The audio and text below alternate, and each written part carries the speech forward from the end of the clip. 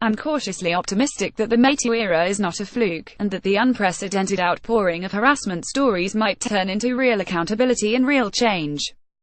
But to do that, we'll need to add another mantra: yes, you too.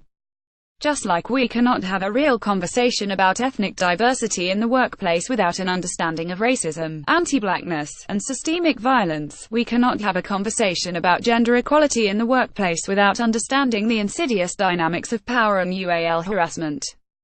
It's just not possible to lean into a system that devalues women and consistently allows men to cannibalize the bodies of unwilling participants. We need to stop advising women to do so and start asking non-harassing men to stand up. The through line to so many of the MeToo claims is bystander men and plenty of women who do nothing to help the accuser or hold the abuser accountable. Some examples are simple, like this gut punch from the recent revelation that television host Charlie Rose harassed at least 8 women. One learned the hard way that Rose had a habit of appearing naked after a shower when assistants worked from his home office. She said she told someone in the office, and word got around. A few days later, she said, a male colleague approached her, laughing, "Oh, you got the shower trick." The woman's sister confirmed that her sibling had told her about the shower incident soon after it occurred. The shower trick was just a cost of doing business if you were a woman fighting for a spot in a competitive industry. Other examples are more sinister and egregious, as evidenced by this tour de force reporting on Harvey Weinstein's cronies from Fortune's Sean Tully. Weinstein's abuse infected every aspect of the business and was enabled by the most powerful people at the Weinstein Company. The story has been so big that it has let another scandal disappear, a corporate backstory about how a group of billionaire board members from the worlds of Wall Street and entertainment let Harvey Weinstein stay in power.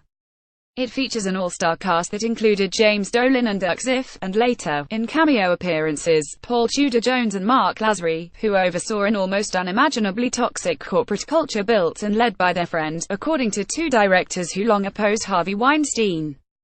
In an extraordinary case of governance gone awry, these distinguished figures, brilliant in managing their own ventures, allowed themselves to be deceived by a charismatic mogul, whose blatant business abuses, including allegedly spending millions of dollars of TWC funds on his own personal projects, mirror his serial alleged abuse of women. Male allies who witness or are aware of a culture of harassment, particularly if it's perpetrated by a powerful, serial abuser, have a lot to lose if they stand up.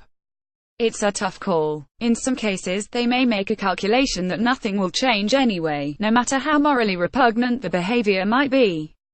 In others, they are afraid of the backlash and losing their livelihoods. And I imagine in plenty of circumstances, they decide it's just boys being boys, and it will blow over eventually. The math is somewhat similar to the calculations women make to preserve their own careers and bodies, except for one thing: women have to do the math constantly, in service of not being attacked by bosses, colleagues, vendors, suppliers, customers, prospects, advisors, conference organizers, interview subjects, and investors. Is this safe? Am I sure? Did something bad just happen? Did I bring this on myself? In fact, scheming for our safety and dignity has long been an important part of our career planning and networking. Until now, many women have been resigned to the fact that the world isn't prepared to either believe us or equitably yield outsized power over a little breast grab or the old shower trick. So we skip the late-night beer bong parties and steer our friends away from handsy power brokers.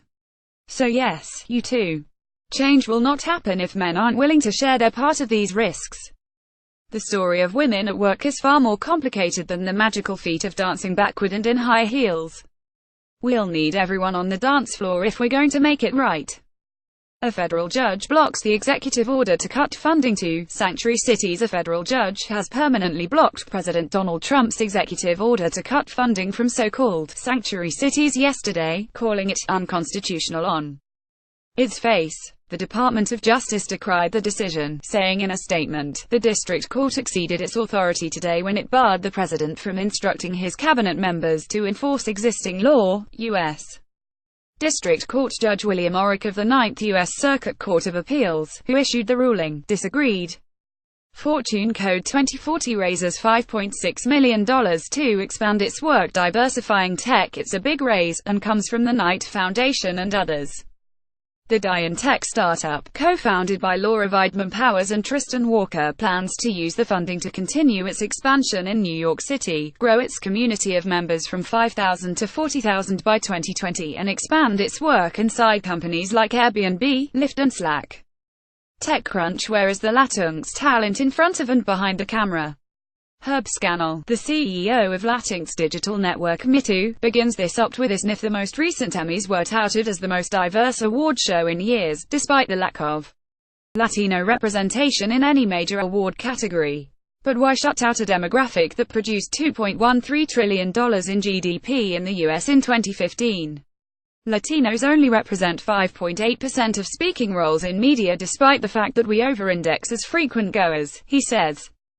The U.S. Latinx population skews young, mobile and is social media savvy, and want to see themselves as something other than sombrero-wearing props or good-natured maids, he says. Young Latinos represent a massive audience with tremendous spending power, and they want to see themselves represented on screen. Adweek National Trust commits to raising $25 million to protect Black historical sites. While we've been having a long overdue conversation about the lost cause, the Daughters of the Confederacy and General Robert E. Lee's troubling personality, the National Trust for Historic Preservation's African American Cultural Heritage Action Fund has committed to preserving sites of African American importance. The multi-year effort will be financed in part by the Ford, Open Society, and JPB foundations. One site slated for restoration is Shockoe Bottom, the center of Richmond, Virginia's slave trade. Just in time, too, the site had been largely razed and repaved. I bet this effort could use some corporate support, but that's none of my business. Non-profit Quarterly on Love, with a side of turkey for anyone who grew up in the fine choreography of Thanksgiving meal-making performed by the family matriarch. This poignant account will surely bring back memories. Wesley Morris recalls his mother toiling away for hours with her programs blaring The Price is Right, Mrs. Miniver, while prepping a turkey that always came out slightly differently every year. But the sides, the gravy, coleslaw, macaroni and cheese, creamed pearl onions, greens, candied sweet potatoes, stuffing, sometimes a ham. You could rely on them for the comfort certain foods provide. Every year, her brother Amir would take a couple of bites and pretend to be dying of happiness, he says. We learned so much about Mr. Morris in this lovely essay, not the least of which is this: he is his mother's son. Bring tissues. New York Times. Beam me up. Olaniyi Okorafor is an award-winning author best known for her African-based science fiction for children and adults. In this delightful TED Talk, she reads a short excerpt from Binti, her novella about a young African girl who is accepted to the finest university in the galaxy. It's part of Afrofuturism, a different and emerging type of science fiction, one that is infused with African traditions and cosmologies. I was born to two Nigerian immigrant parents and raised in the United States, one of the birthplaces of classic science fiction, she says. My science fiction had different ancestors, African ones. She helps us imagine a world where Africans are among the best the earth has to offer, and who move through the world with strength and acceptance.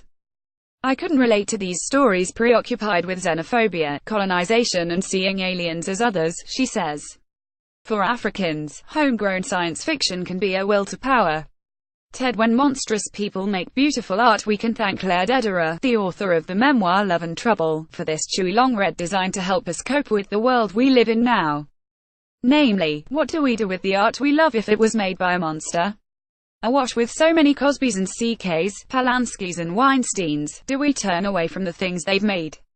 Her answer is as complex as the question. She even gives herself a thought experiment, in the form of Woody Allen's masterpiece, Manhattan.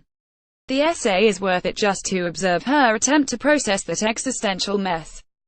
But she washes out in a surprising place, that gave me pause. What does it mean for women artists to be considered monsters?